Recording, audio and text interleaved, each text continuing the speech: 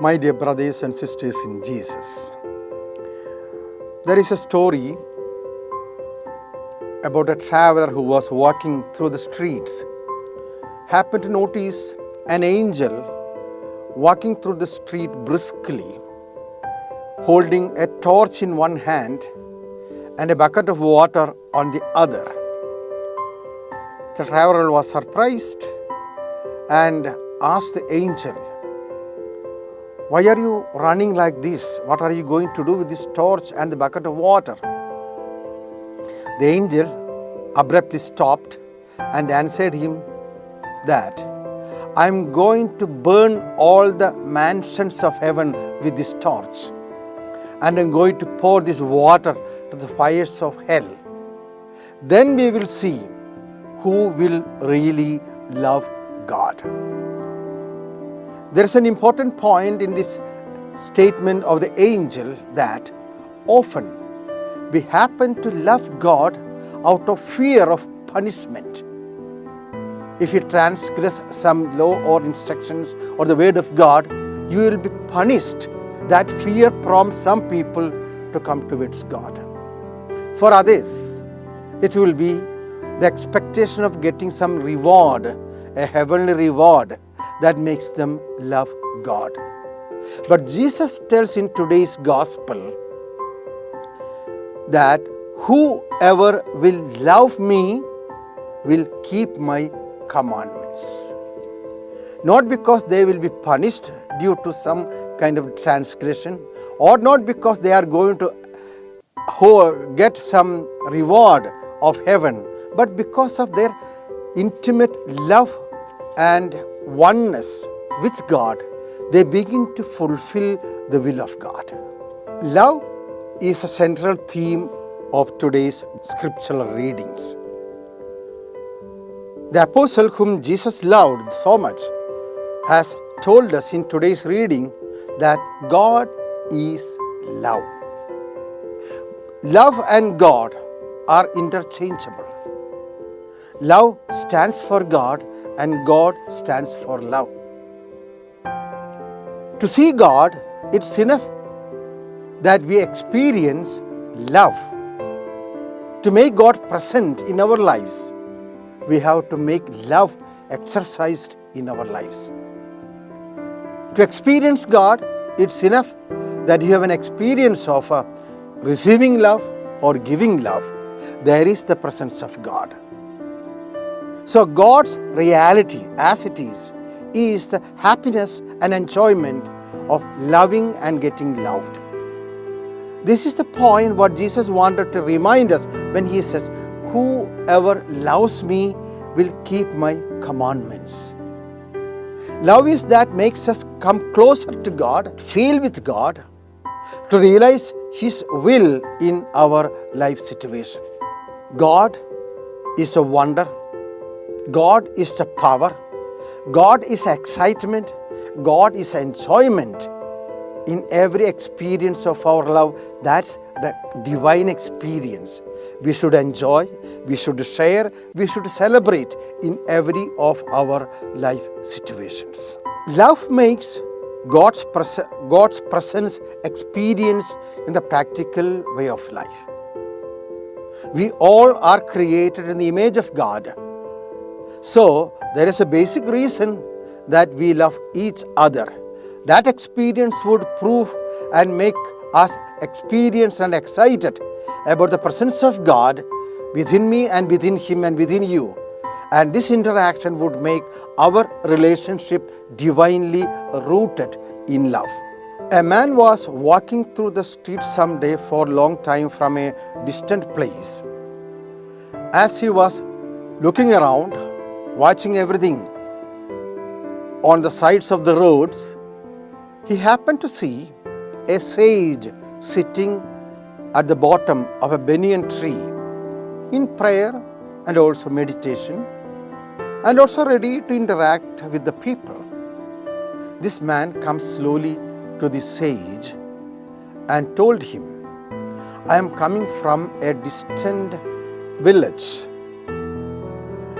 I want to move out from that village and want to settle down in the oncoming village. And he asked the sage, "What do you think about the people there? Is it a good place to buy a land and make my abode there?" Then the sage looked into his eyes and asked him, "How were the people there in the village where you come from? What were their attitude?" Then immediately he said, "It's very horrible. They are so selfish. It's very tough to live with them. They never give any attention or interest to anybody else's needs and problems. They work hard, they live well, they enjoy by themselves. But never they lend a hand to support anybody, and also they make stories and calumniate other people in their lives. It's very tough. That's why I just wanted to go to this village." Then the sage told him, "The people in this village also are of the same nature." He was disappointed. Then he walked back in another direction, searching for a place. The sage was still sitting there. After few hours, there comes another man walking through the street, and he came to the sage and told him, "Very happy to see you. I understand you are a man of a good judgment and good experience. I was having a lot of financial problems. I didn't have much of the job where I live. So I thought of changing out from there, moving out from there and settling in the next village. What do you think? Is that village a good place to stay and work?" Then the sage asked this traveler, second traveler, "How were the people in the village where you were staying up to this time?" He said, "My God, they are such a nice group of people. It was so hard to bid farewell to them and to out from them, and they insisted, 'Please don't go, let us stay together, work together,' like that. They have a soft heart.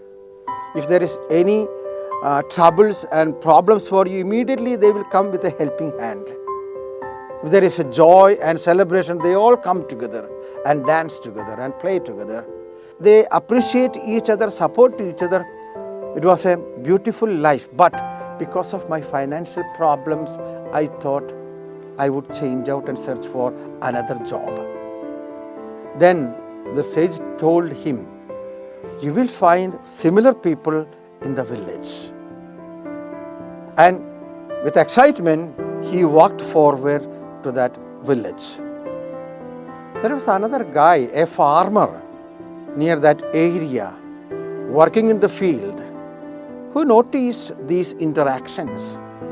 And it was very surprising for him to see that a sage was giving totally different impression about the same village in the period of few hours.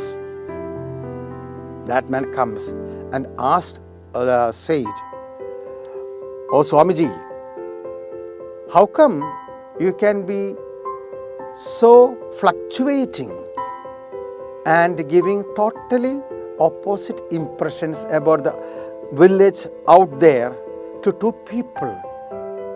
I thought you will be a man of trust. We can trust you. You will be speaking the truth.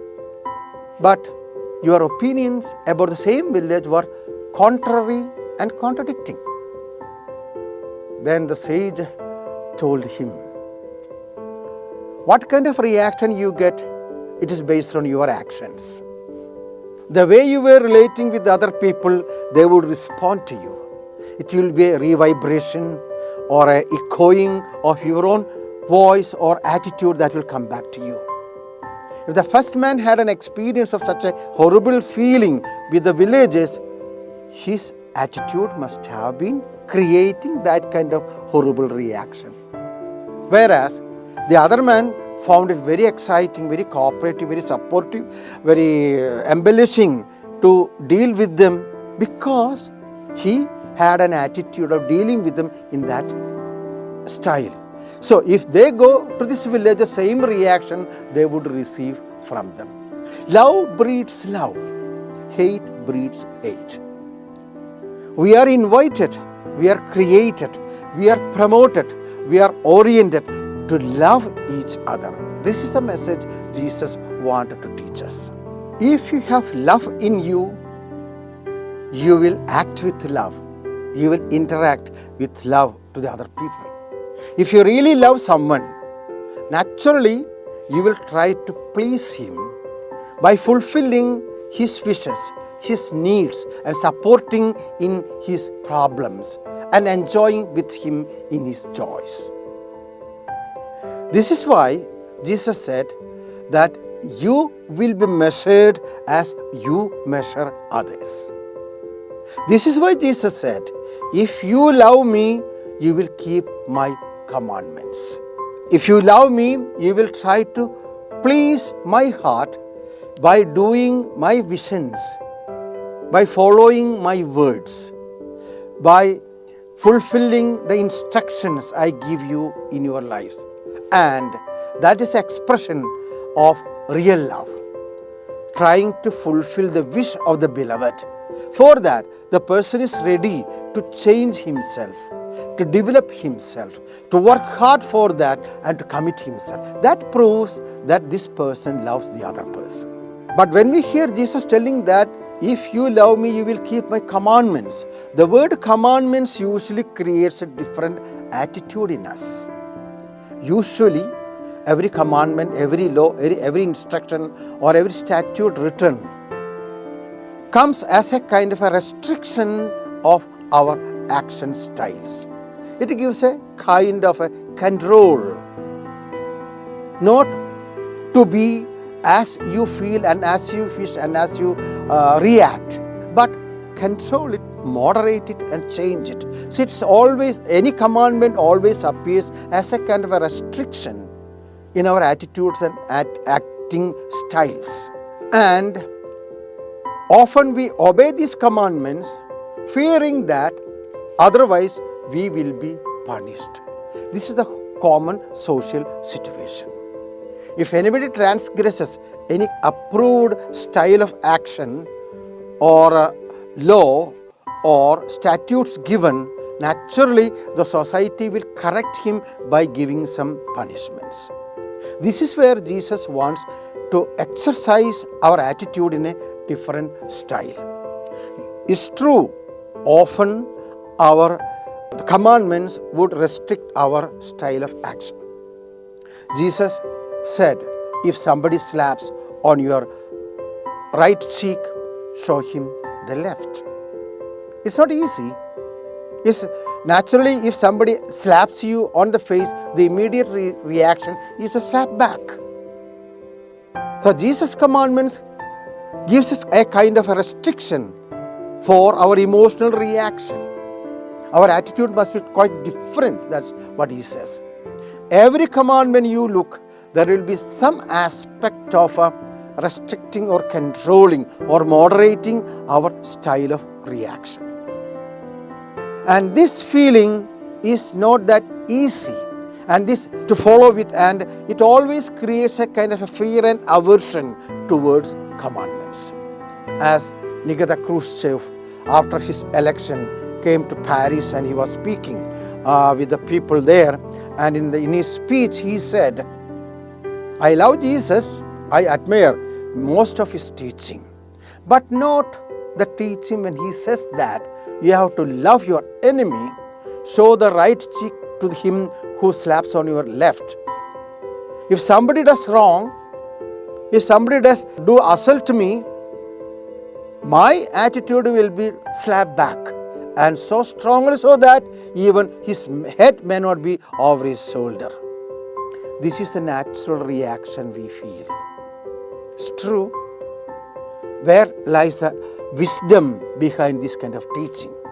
It is actually making ourselves a better, highly advanced and elegant person.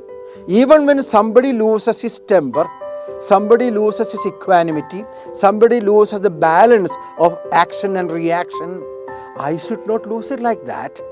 I should go beyond that.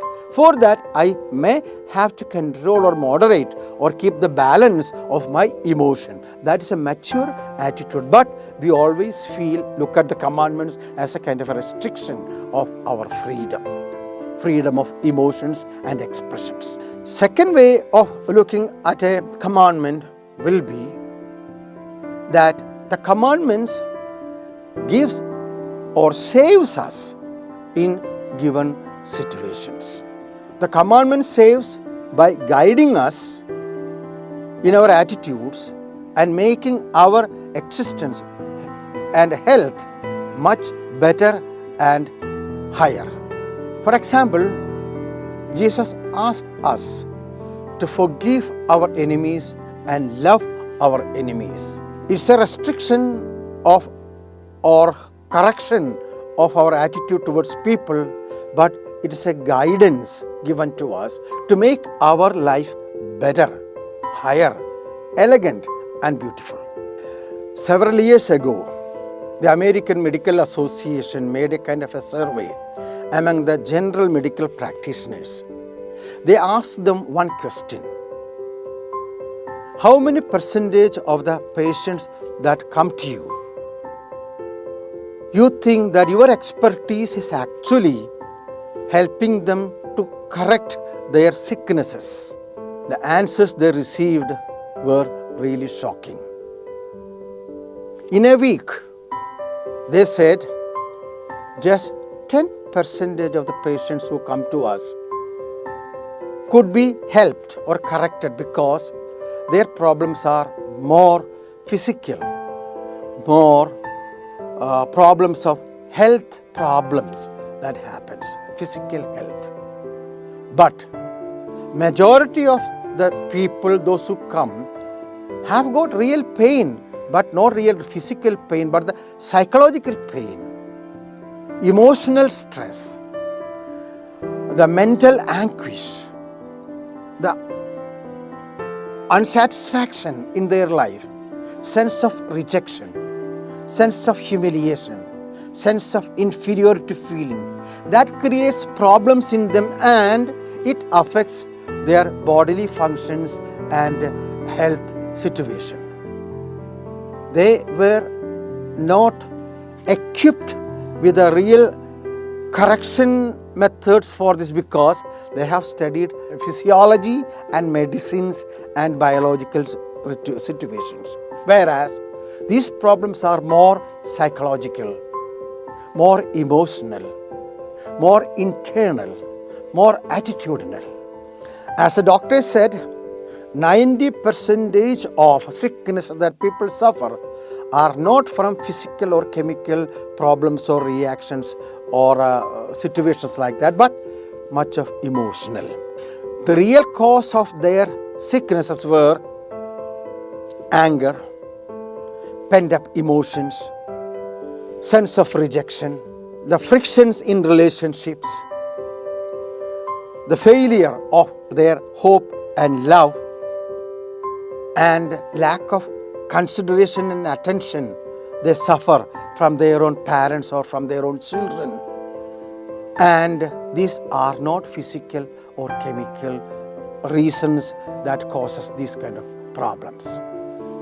The fact is that our relationship with others and our own selves have to contribute in this situation to help us get away from this kind of sicknesses. This is where Jesus admonishes us to forgive the one who does wrong to you, to love the enemy who tries to attack you.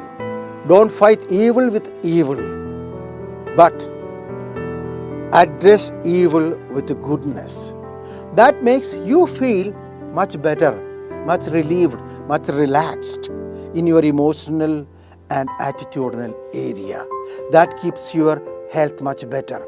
So, the commandment of Jesus is not only just creating a restriction to our attitudes, but makes us to go higher and better, to live better and have a kind of a better health, better relationship, better life achievements in our lives.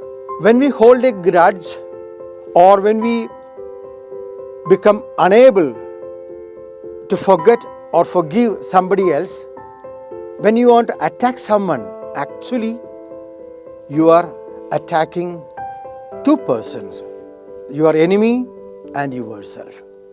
The enemy may be attacked physically or socially. You are getting attacked psychologically and emotionally. That is a Chinese verb says that when you begin to attack your enemy, you dig two graves, one for your enemy and the next for your own self. This is what is happening. So, following the commandments of Jesus is to promote life, to promote health, to promote equanimity, to promote peace and joy in our lives. Finally, we can look at Jesus' words that love is an invitation. To love Him out of your attraction, admiration and acceptance of Him. You may not understand easily why should you forget or forgive your enemy. Why you have to restrict or control your emotions of anger and hate. But if you love Jesus, in order to please Him, you want to obey His instructions, make Him be pleased, fulfilling His wish. You may, even without understanding the purpose and the reason of forgiving and forgetting the failures of other people, if you do it, it actually leads you more closer to the person of Jesus and more peaceful in your own life and more happy in your relationship. So that's why Jesus said, "He who loves me will keep my commandments."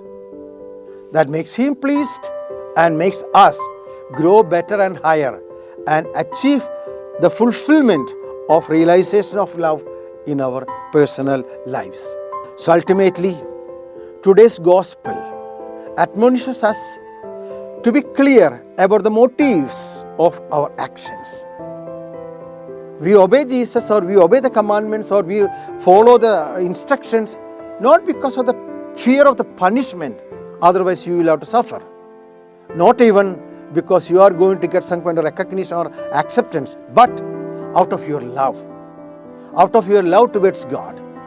That love helping us to feel the love towards humans and the whole universe what God has created. And that experience of love makes us feel fulfilled and achieved and accomplished person in our lives. Let us try to fulfill that because we love Jesus. Thank you.